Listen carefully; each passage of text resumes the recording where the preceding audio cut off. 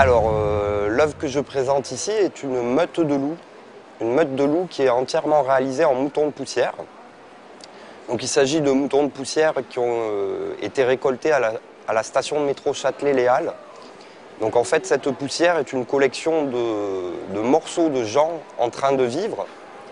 On voit d'ailleurs les cheveux des gens, on voit des morceaux en fait des gens qui sont en train de vivre. Et en s'approchant, on peut le percevoir, ça, que c'est des morceaux de gens, quoi.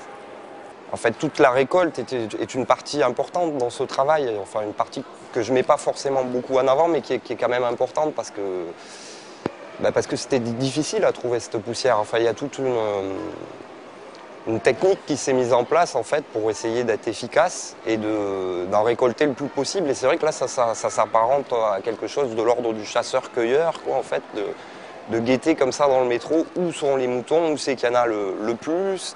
Donc comme une chasse aux moutons. Alors ce que représente le loup pour moi, c'est le symbole de la sauvagerie en fait et de la liberté. C'est le symbole d'un animal qui à la fois est social, très organisé, très intelligent, mais qui en même temps est libre et sauvage, incontrôlable. Et qui pourtant a été quand même contrôlé par l'homme et qui est devenu un chien, qui est devenu quelque chose de domestique.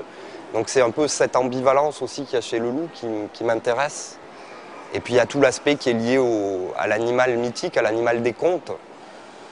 Et en fait, dans les contes, le loup, c'est toujours celui qui fait peur, c'est toujours celui qui va croquer les enfants. Donc c'est quelque chose qui symbolise quelque part le temps, qui va manger tous les enfants, en fait, qui vont vieillir, quoi. En y réfléchissant, moi j'ai mon grand-père qui était taxidermiste, donc quand j'étais enfant, j'ai vu beaucoup de taxidermies, beaucoup d'animaux. Je dormais dans une chambre où ils étaient entreposés, donc je pense que ça a influé de manière indirecte ce rapport au naturalisme, à la taxidermie, et puis j'ai toujours été passionné par les animaux aussi. Donc en les faisant, j'y pensais pas, mais c'est plus quelque chose qui est présent chez moi en fait. Alors je trouve que cette œuvre prend toute sa place ici, alors d'abord par ce qu'elle représente, c'est-à-dire c'est des animaux, donc c'est vraiment, elle est entourée d'autres animaux, donc ça c'est déjà l'aspect évident de la chose, mais c'est aussi, je pense, intéressant qu'elle soit ici par le matériau qui la constitue, c'est-à-dire c'est un matériau qui pour moi est symbolique de nous en ce moment en train de vivre, puisque c'est nous en train de nous régénérer qui produisons cette poussière. Et donc je pense que dans la galerie de l'évolution, il y a quelque chose qui est lié à ça. Moi je me disais, un jour, tous les gens qui ont produit cette poussière seront morts et la personne qui verra le loup se dira, enfin qui verra un de ces loups se dira, ah ben voilà, ça c'était